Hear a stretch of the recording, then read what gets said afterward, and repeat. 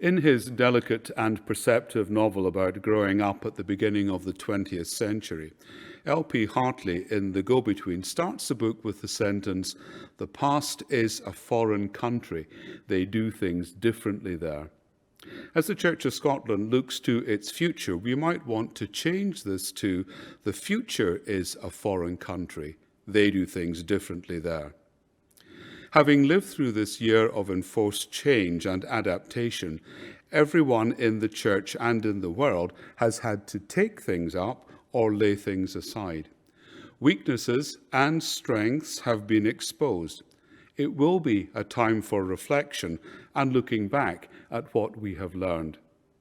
In 2019, the General Assembly appointed a special commission to report on the effectiveness of the Presbyterian form of church government, particularly in relation to how best enable mission at congregational level. The Commission believes that one cannot simply focus on one area in our structure, since all are interrelated, the local, the regional, and the national. It's certainly been a challenge for us, a small commission of 5 people with no budget to support our work. For some, the concept of effectiveness needs to be applied to something which can be measured. The Commission wanted to explore issues around what effectiveness in governing the Church might mean. We are of the view that Presbyterianism is an effective form of church government.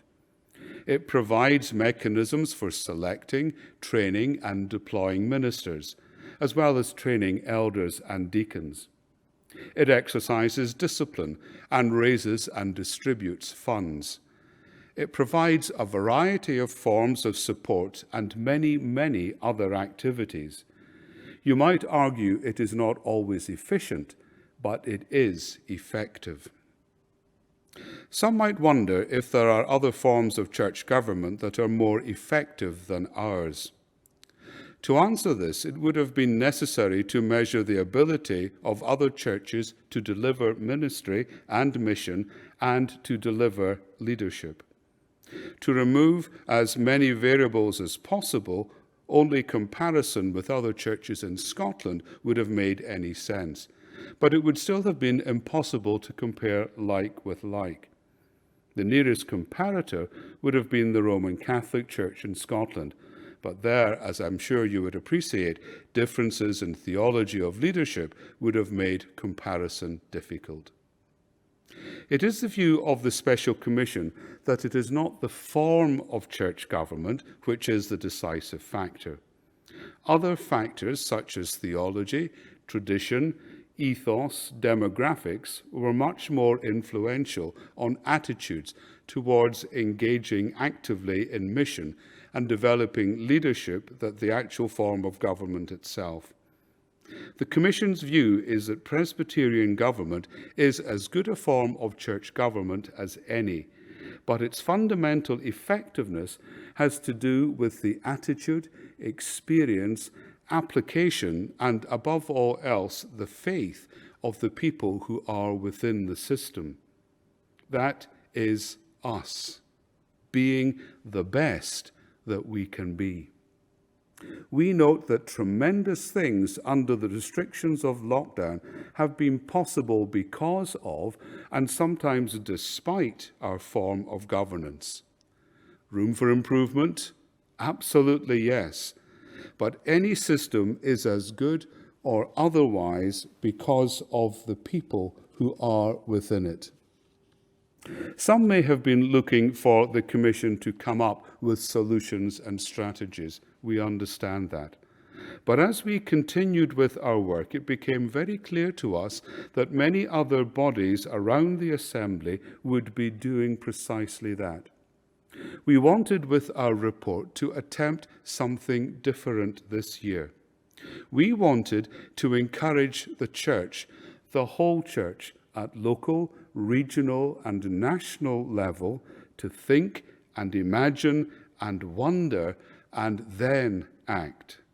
It is our view that unless we imagine, unless we get our attitude right, And unless we take ownership of who we are as a church and what we want to do and be as a church, no amount of General Assembly deliverances will ever be effective. Early on in our work, the image of a mirror became important. The change, the effectiveness, even the efficiency that we seek and strive for will come from taking a hard and honest look at ourselves and the reality of our human, financial, and faith resources.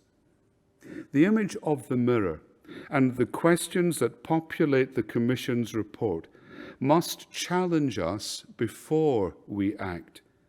In a stressful and, let's face it, potentially doom-laden time, we also offer the injunction at the end of our report to cheer up. Our church has done much good, and we know and believe that further good awaits the people of Jesus in the future. The future may indeed be a foreign country, and they will certainly do things differently there. We believe on the Special Commission.